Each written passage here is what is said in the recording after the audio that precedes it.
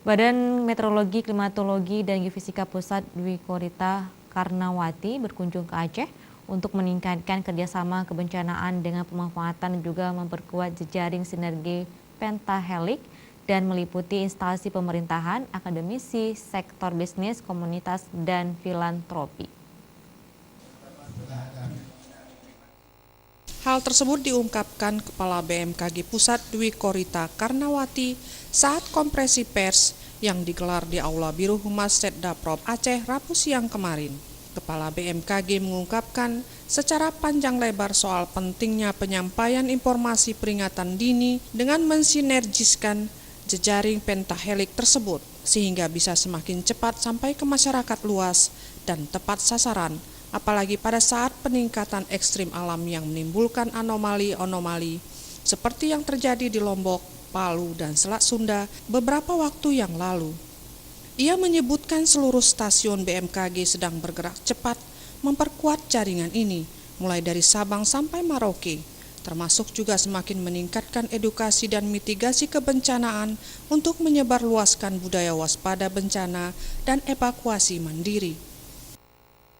Oleh karena itu, mengingat begitu cepatnya tsunami akan datang, bisa terjadi, dan golden time yang sangat pendek, maka kita perlu menggalakkan kembali kearifan lokal untuk evakuasi mandiri.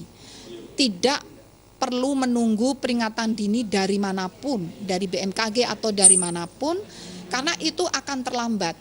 Begitu kita ada di pantai, merasakan guncangan, getaran yang kuat, atau getaran tidak begitu kuat tetapi berlangsung terus-menerus sampai puluhan detik ya, hampir 1 menit, segera saja mengevakuasi diri untuk lari ke vertikal ke atas.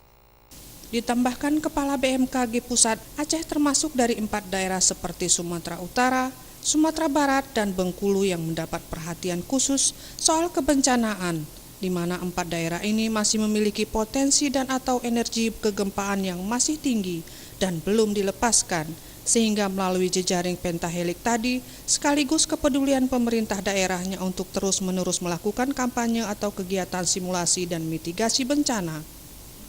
BMKG saat ini menetapkan sementara ini 7 prioritas area kajian yang kami analisis berdasarkan potensi terjadinya kegempaan masa depan dengan mempertimbangkan perhitungan kondisi patahan aktif, lalu potensi energi yang masih tersimpan yang belum terlepaskan. Nah, dari 7 area itu yang salah satunya diantaranya termasuk Aceh dan Sumatera Utara. Hadir pada acara konferensi pers tersebut Deputi Badan Meteorologi BMKG Pusat, Asisten 3 Setdaprop Aceh, Kepala Geofisika Aceh, Kabak Humas Pemerintahan Aceh, Kepala BMKG Belang Bintang Aceh, Kepala BNPB Kota Banda Aceh. Tim Liputan Aceh TV.